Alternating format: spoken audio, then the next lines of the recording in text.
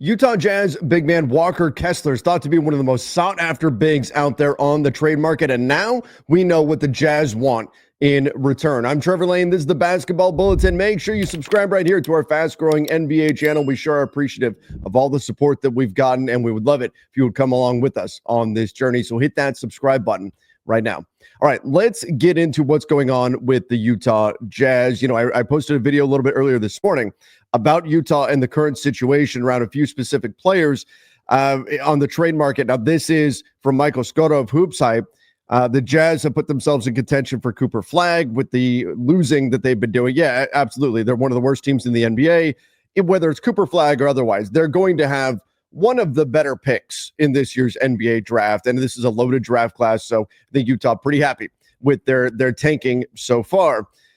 Due to the collective bargaining agreement, Lauri Markkanen can't be traded. That's right. So he's totally off the market. Forget about Lauri Markkanen. Cannot be traded until next summer.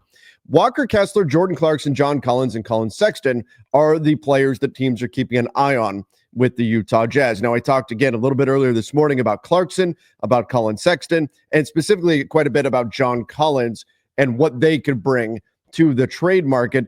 But now we've got a sense of what it's going to cost to get Walker Kessler. Teams gauging Kessler's availability in Utah have come away with the sense it'll take at least 2 first-round picks to pry him from the Jazz, which is a high asking price in their eyes. Okay, so a high asking price. This is why when people say, why aren't trades getting done right now? This is why.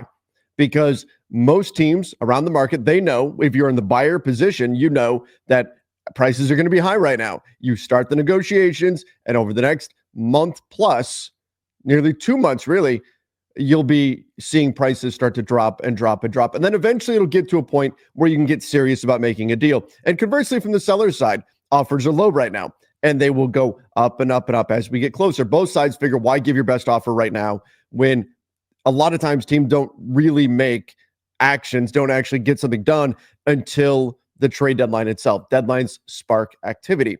So that's why right now things aren't necessarily getting done. Teams are looking at the price tag for Walker Kessler. Would teams like Walker Kessler? Absolutely. Absolutely. Teams would love to get Walker Kessler, but they don't believe that he's worth necessarily that price tag. Now, is that accurate, or are they just trying to drive a hard bargain? Well, let's take a look at what Walker Kessler has done this season. I mean, putting up a hell of a season right now for the Utah Jazz. Back in the starting lineup, you look at what he's doing, 73% from the field. That's because pretty much everything he's doing is dunks for the most part, but 10.4 rebounds, 2.9 blocks. That's absolutely fantastic stuff. You know, he's not going to give you a ton of points. He's not going to be this finesse scoring big man, but you need rebounding. You need somebody who can roll hard to the rim. And specifically, you need somebody who can protect the bucket. Walker Kessler can give you that. The man is averaging a double-double, though just barely, 10.4 rebounds, 10.5 points. But he's also a very, very young player, and I think that's got to be attractive as well. Now, there is a negative when we look at his contract, and we'll get there in just a moment, but he's only 23 years old. So if you trade for Walker Kessler right now, in theory, you could have, it's very rare in the NBA that this happens, but he could be on your team. He could be your center for the next decade. Like that is possible here with Walker Kessler, which is not going to be true of some of the other guys, the other bigs that are out there on the market. When we talk about, say, like Jonas Valanciunas or Clint Capella, those guys are going to be more short-term stopgap type players that you could plug in, whereas Walker Kessler could be your guy for the next decade, of course, if you're willing to pay him. To go a little bit further, though, into what he's producing, this is where you can really see the value that he's bringing. We go into what he's doing on the tracking side of things. Check out what he does at the rim in terms of opponents' field goal percentage. Look at that. At the rim, he is lowering opponents' field goal percentage by 16% compared to their average. Less than 10 feet, still at 16%. So anywhere in that painted area, now Wemby is like 19%. But think about that. He's not all that far off as a rim protector from what he is very much deterring shots at the rim. He's blocking a ton of shots. He's making a major impact there. And if you think the Utah Jazz don't know that, you're crazy. The Utah Jazz know how valuable he is protecting the rim. You can see compared to last season, what Walker Kessler did at the rim. You can see how much he's improved there. 12% and 11% in the painted area last season. So his game has grown as a shot blocker. He is continuing to improve. And if you're looking for the ability to create a no-fly zone around the basket, there's few options that are going to be better than Walker Kessler that are realistically available on the market. So is he worth 2 first-round picks? I mean, he just might be if rim protection is what you're needing. And remember, not all first-round picks are created equal. So if we're talking a fairly heavily protected first, maybe it makes sense. Now, the other thing to keep in mind, and this is something I love about Walker Kessler's contract, I mean, look at this. I can't even get him on the screen because he's down here at the bottom.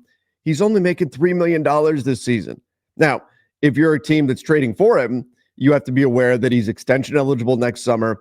If you're going to give up significant assets like 2 first-round picks would be, well, you got to be ready to give him that contract extension and commit long-term to him next summer. So that's another thing that you have to keep in mind if you're going to trade for Walker Kessler. But in terms of making the math work, I mean, pretty much any team can make the math work on a Walker Kessler trade. And that's even the teams that are second-tier apron clubs that can't aggregate salaries. It's not like you're trying to trade for Zach LaVine and he's at $43 million and you're trying to stack up like 4 or 5 salaries in order to get there. That is not the case at all with Walker Kessler. Maybe the easiest contract of the desirable players in the NBA to trade for in terms of just getting enough money in a deal to make this work. Walker Kessler, again, making $2.9 million, just under $3 million. Easy stuff. And you've got him under contract next year at just under $5 million, and 0 of that is guaranteed. I mean, great contract here for Walker Kessler, or for the Utah Jazz, I suppose. Not a great contract for Walker Kessler, but he's going to look to get paid this coming summer. So again, it goes back to, is he worth 2 firsts? I mean, if they're protected first, yes. He's not. Is he the kind of guy where you can say, that's it, we're all in, this guy is going to lead our team to a championship? No. But I do believe he can be a very quality and very important piece on a contending team. And I love the fact that at just 23 years old, he's a guy that can be in a system, with a team for a decade, potentially. Because I'll tell you the other thing that also brings, and I know guys don't stick with the team for a decade anymore. That's just not the era that we live in. But the other thing that brings, it brings future flexibility. That's what youth brings, future flexibility. You look at the Nets, Bojan Bogdanovic. Let's say they trade him. He's 35, 36 years old. If a team trades for him, you know that he is providing the last of his value on your team. You're not going to be able to flip him down the road for other assets. Walker Kessler, it's the exact opposite. It's the exact opposite. As long as you don't go crazy with this contract extension, if you go get Walker Kessler, and let's say 3 years from now, 4 years from now, your team needs to pivot and you need to do something else, he's going to be 26, 27 years old.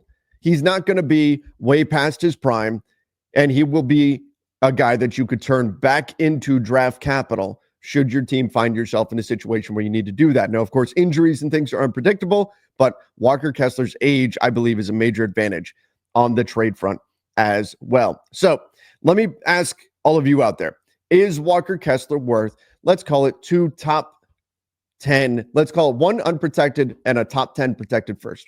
Would you give up that much for Walker Kessler? Right now, the market is saying no.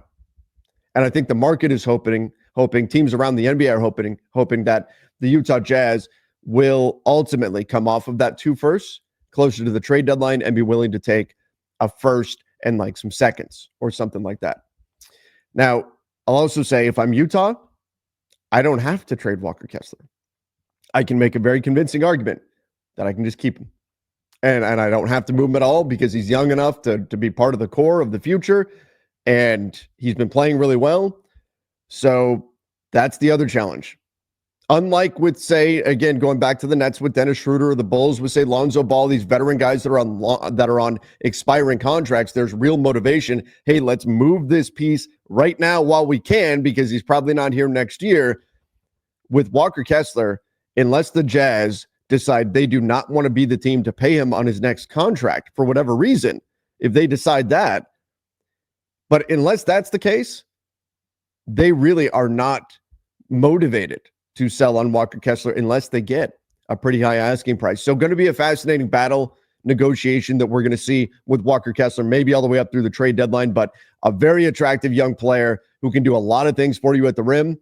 And the Jazz, maybe rightfully so, they want a couple of first-round picks in exchange for him. So again, I ask you, is he worth it? Let me know in the comment section down below. And don't forget to go check out our most recent video on the other Jazz players, specifically John Collins, who could find their way onto the market.